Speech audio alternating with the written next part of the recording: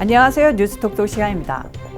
위스콘신주 상원의회가 9일 부재자 투표를 제한하는 선거 개정법을 통과시켰습니다. 이에 대해 민주당은 투표권을 제한하려는 공화당의 시도라며 반발하고 있습니다. 이번 선거법 개정은 지난해 대선 당시 위스콘신주에서 광범위하게 사용된 속칭 드롭박스의 사용을 제한시키는 내용이 골자입니다.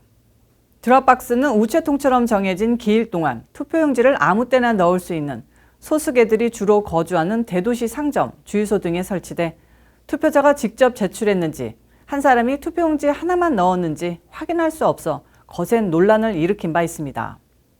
이와 함께 이번 법 개정에는 집 밖 외출을 할 수 없는 고령자와 병자들이 한번 서명 신청서를 제출하면 무기한으로 선거 때마다 우편 투표지를 발송해주는 속칭 무기한 제한 부재자 투표권을 제한하는 법안도 통과됐습니다. 이 법안에 따르면 이들은 향후 선거에서 우편 투표용지를 받기 전 신분증을 제시해야 합니다. 민주당은 이런 법안들이 유권자들의 선거권을 막는다며 반발하는데요. 정상적인 사고를 가진 사람들이라면 민주당의 이런 반발이 오히려 더 이해할 수 없다는 반응이 나오고 있습니다. 하지만 상원을 통과한 이 법안은 민주당이 다수당인 하원을 통과할 가능성이 극히 낮습니다. 민주당 소속 토니 에버스 주지사 역시 이 법안이 의회를 통과해도 서명하지 않을 것임을 분명히 했습니다. 미네소타주 연방지방법원이 폭동 방화범에게 유례 없이 낮은 형량을 부과해서 논란입니다. 해당 법원의 패트릭 쉴츠 판사는 지난 7일 방화 혐의로 기소된 27살 남성 브라이슨 마이클 윌리엄스에게 징역 2년 3개월형을 선고했습니다. 쉴츠 판사는 이어 윌리엄스가 끔찍한 실수를 저지른 착한 사람이어서 검사의 구형과 연방정부의 양형 지침보다도 낮은 형량을 부과했다고 설명했습니다. SNS 유명 크리에이터이자 준프로 농구 선수이기도 한 윌리엄스는 지난 조지 플로이드 관련 미네소타 폭동 시위에 참가해 주유소에 화염병을 던져 불을 냈습니다. 또 경찰서 건물에 들어가 화염병에 불을 붙여 방화를 주도하며 이를 SNS에 게시하는 등 방화와 약탈을 주도한 혐의로 체포됐습니다. 그러나 윌리엄스는 이날 재판의 변론을 통해 기소된 후 현재까지 경비 업무를 포함해 안정적인 일자리를 구하고 음주와 대마초 흡입을 멈췄으며 신앙생활과 좋은 아버지가 되는데 주력해왔다고 말했습니다. 이에 대해 판사는 윌리엄스가 범행 당시 주변 분위기에 휩쓸린 경향이 있고 체포 후 깊이 반성하는 태도를 보인다는 취지로 양형 이유를 설명했습니다. 또한 플로이드의 죽음에 왜 윌리엄스에게 영향을 미쳤는지 이해하기 쉽다고 동조했습니다. 법률 관계자들은 이번 판결을 흑인 폭동에 공감하는 판사의 정치적인 판결이라고 반발하고 있습니다. 이런 미국 사법계의 첫 무슬림 연방법원 판사가 탄생했다는 소식입니다.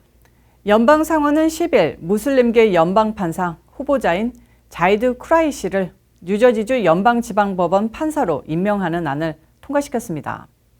민주당 척 슈머 상원 원내대표는 쿠라이시는 미국 역사상 최초로 연방지법 판사로 임명된 무슬림이라며 우리는 인구 통계적 다양성뿐만 아니라 전문 분야에서의 다양성도 확대해야 한다고 밝혔습니다.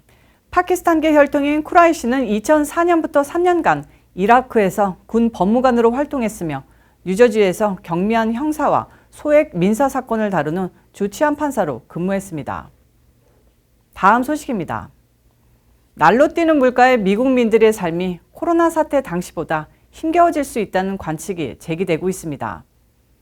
연방정부의 재정 적자가 2021 회계연도 8개월 동안 이미 2조 달러를 넘어섰다고 미국 재무부가 발표했습니다. 재무부가 공개한 보고서에 따르면 지난해 10월부터 올해 5월까지 재정 적자가 2조 600억 달러를 기록해 지난해와 같은 기간 1조 8,800억 달러보다 약 9.7% 높았습니다. 지난해 3월부터 본격화된 코로나 사태로 2,200만 명이 실직한 후 단행한 수조 달러의 구호 지출은 미국의 경제를 지탱한 버팀목이었습니다. 그러나 바이든 행정부 이후 수립된 천문학적 규모의 추가 지출안은 집행될 경우 오히려 미국 경제를 퇴행시키는 결정적 실수가 될 것이라는 경고의 목소리가 나오고 있습니다. 실제로 CNBC 방송은 올 회계연도 종료를 4개월 앞두고 연방정부는 사상 최고치였던 2020 회계연도에 3조 1,300억 달러 적자 규모에 가까워지고 있다고 전했습니다. 현재 연방정부 총 부채는 28조 2천억 달러에 달합니다. 한편 공화당은 물가 상승 압력이 가중되고 이자 비용이 늘어난다는 점을 들어 부채 증가를 미국 경제의 위험 요인으로 지적하고 있습니다. 미국 내 주요 한인사회 소식을 알아보는 한 꼭지 시간입니다. 가족들과 함께 공원으로 산책을 갔다가 실종됐던 80대 한인 남성이 2주 만에 시신으로 발견됐습니다. 실종 남성은 치매를 앓고 있던 것으로 파악됐습니다. 스태튼 아일랜드 한인회에 따르면 지난달 27일 오후 6시경 뉴욕 스태튼 아일랜드 윌로우브룩 파크 숲에서 80세 박모 씨의 사체가 뉴욕 경찰에 의해 발견됐습니다. 경찰은 타살 흔적이 없는 점을 미뤄 치매를 앓고 있었던 것으로 알려진 박 씨가 길을 잃고 헤매다가 변을 당한 것으로 보고 정확한 사인을 조사 중입니다. 박 씨는 실종 당일 자신의 딸과 손녀와 함께 이 공원을 찾았다가 실종됐는데요. 가족에 따르면 아버지를 공원 화장실에 데려다주고 인근에 있는 놀이터에서 기다리다 20분이 지나도록 돌아오지 않자 화장실로 다시 돌아가 확인했지만 박 씨가 이미 그 자리에는 없었다고 합니다. 치매를 앓고 있는 한인 노인들의 실종 사건이 전국 각지에서 빈번하게 발생하고 있습니다. 전문가들은 이름과 생년월일, 주소와 가족의 전화번호가 적혀있는 카드를 목에 걸거나 지갑에 지참하는 것이 이 같은 비극을 막는 중요한 첫걸음이라고 지적하고 있습니다. 하지만 가족과 친구들의 따뜻한 관심과 사랑이 무엇보다 우선이겠죠. 금요일 뉴스톡도 마치겠습니다. 저는 잠시 후 이슈 이스타로 다시 찾아뵙겠습니다.